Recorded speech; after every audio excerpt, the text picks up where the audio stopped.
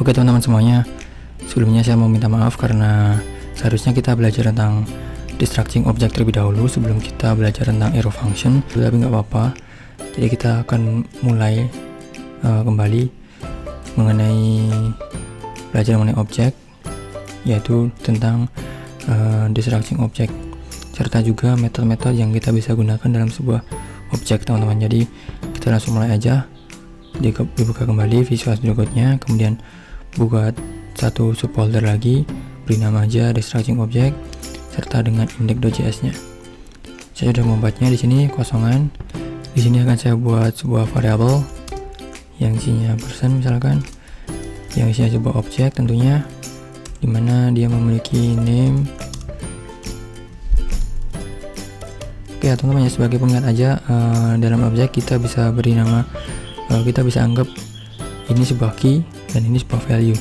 Nah kemudian untuk kedua hal ini itu biasa disebut dengan sebuah property teman-teman. Jadi kurang lebih seperti itu.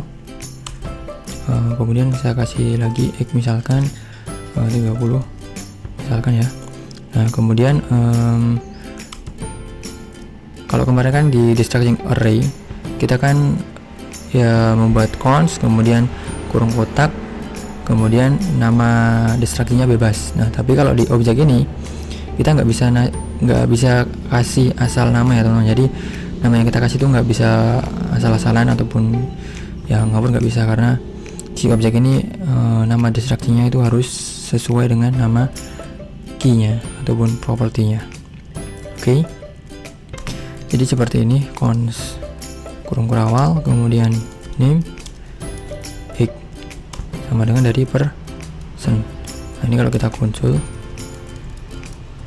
ini misalkan, kemudian kita buka di index HTML.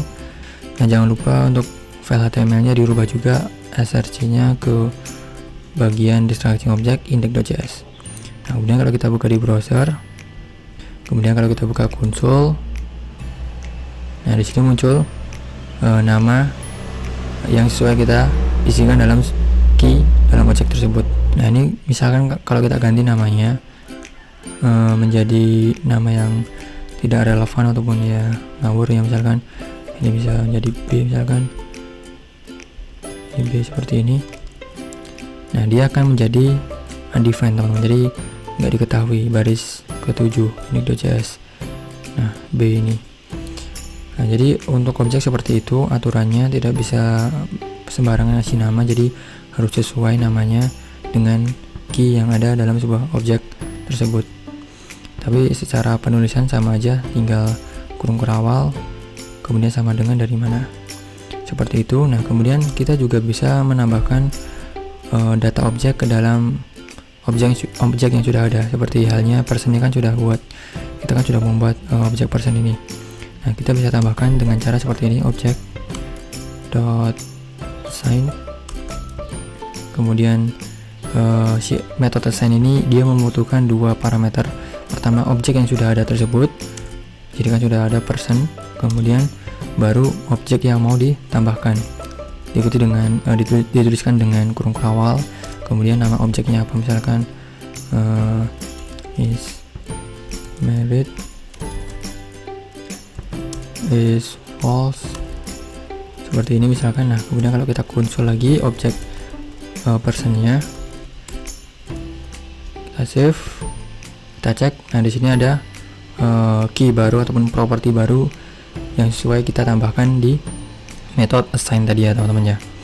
Jadi walaupun sebenarnya ada banyak sekali tentang metode dalam objek, kita bisa cek seperti ini, object dot, di sini ada banyak banget, bin, call, color, create, define property, properties, dan lain sebagainya. Ini teman-teman bisa explore lebih dalam lagi sendiri ya. Mungkin itu dulu ya teman-teman ya, jadi tentang destructing object serta juga metode-metode yang ada dalam sebuah objek ya. Semoga aja ini bisa bermanfaat buat teman-teman semuanya, bisa membantu. Sampai jumpa di video selanjutnya.